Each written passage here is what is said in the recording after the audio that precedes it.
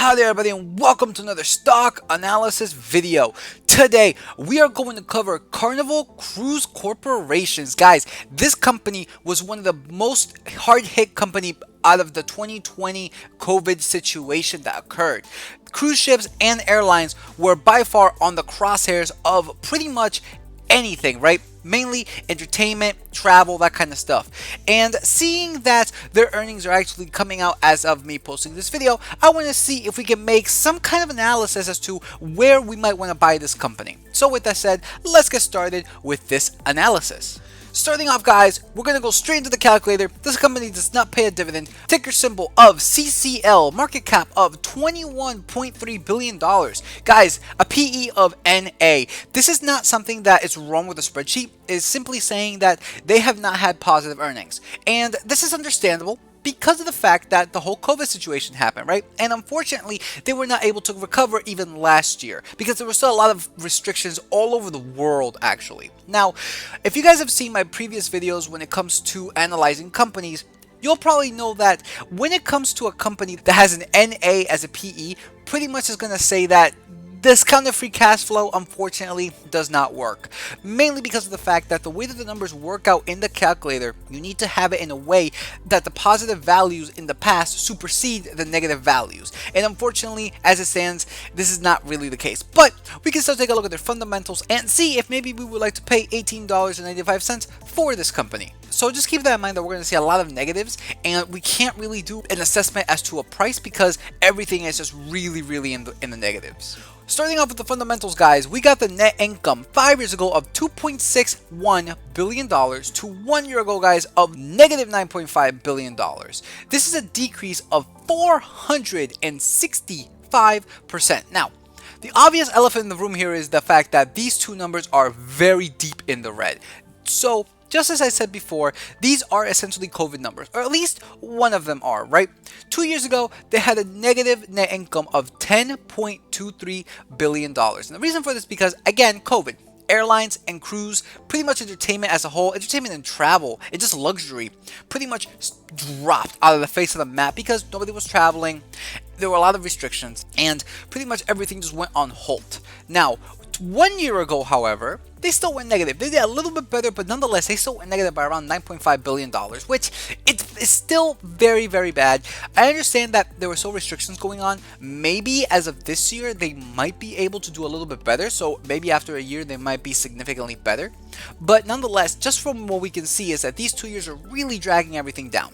Now, something to take a note though is that within the 5 years ago, 4 years ago, and 3 years ago, yes, they were positive. However, look at just these numbers. They were pretty much flat. If you were to just ignore the 2 years ago and 1 year ago, this is essentially flat, guys. Pretty much just telling me that even if we didn't have this drop, we would still be pretty much at zero increase when it came to, or even a slight decrease actually, when it comes to their net income. Now let's move on to the free cash flow. 5 years ago of $2.4 billion to 1 year ago of $7.7 billion.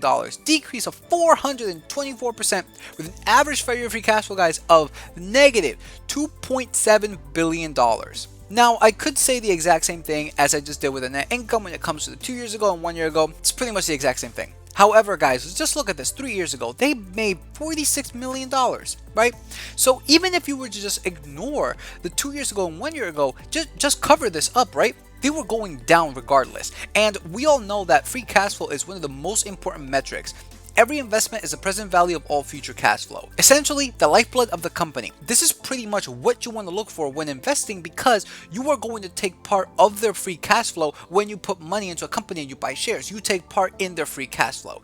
So, if you see that they were even going down even before COVID happened, this is telling me that this is not a good sign if COVID even never happened, right? They might have still been positive, but just barely, or at least just flat as a whole. Now let's move on to the revenue. 5 years ago of $17.5 billion to 1 year ago of around $2 billion. That's a decrease, guys, of negative 89.1%. And it's actually pretty interesting here, right? Obviously, 2 years ago and 1 year ago, they significantly went down. Something surprising though that I'm just noticing is that they did significantly less money 1 year ago than they did 2 years ago. Ironically enough, I do not understand why this is the case.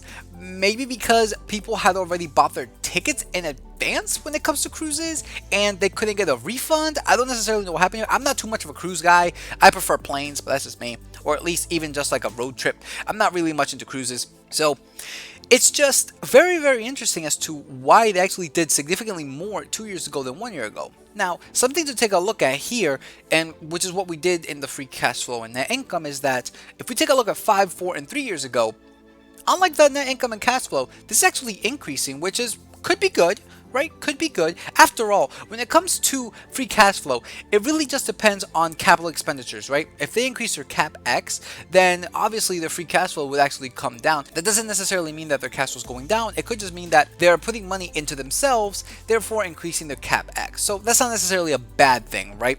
But here in the revenue, we see this increasing, which is very, very interesting. Now let's move on to the total assets minus the total liabilities. Currently, guys, they have around negative $275 million in assets minus liabilities. This metric pretty much tells us if they were to liquidate all of their assets, would they be able to cover their liabilities, number one, and how much money would they have left? As you can see, it's really, really bad. Now, 2 years ago, again, ironically enough, during COVID, they were the only year that actually went positive. If you take a look at the previous years, 5, 4, and 3, in the negatives by several $billion at around $7 billion, which is really, really bad. Their average total assets is about $6.1 billion. Average total liabilities around $9.4 billion. Average assets minus average liabilities around negative $3.3 billion. Now let's take a look at their shares outstanding, the silent killer when it comes to investing. This tells you whether or not the company is diluting you as the investor. Now, we're seeing something here very, very interesting. Again, it's a COVID related thing. 5 years ago, guys, they had 718 million shares to today of 1.1 billion shares. That is an increase on the 5 year of 58.22%, and from the previous year to the current year, so essentially from 2 years ago to 1 year ago, they increased it around 4.5%.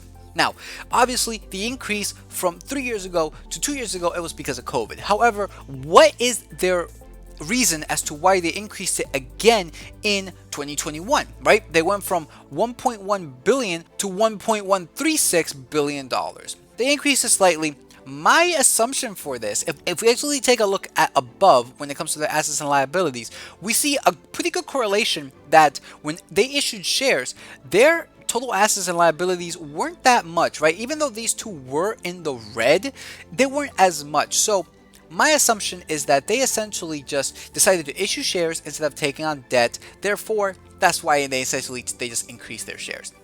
I understand why they did this. I'm not necessarily liking this, but then again, it is understandable. And lastly, guys, we got the cash equivalents, and currently they have around $9 billion in cash equivalents with an average cash equivalents are around $4.9 billion. Now, guys, obviously, as I said, we really can't do a discounted free cash flow calculation on this because they have just so many negative numbers in deep, deep red. So instead of me giving you guys a price as to where I would put it, this is just what I would do when it comes to this company.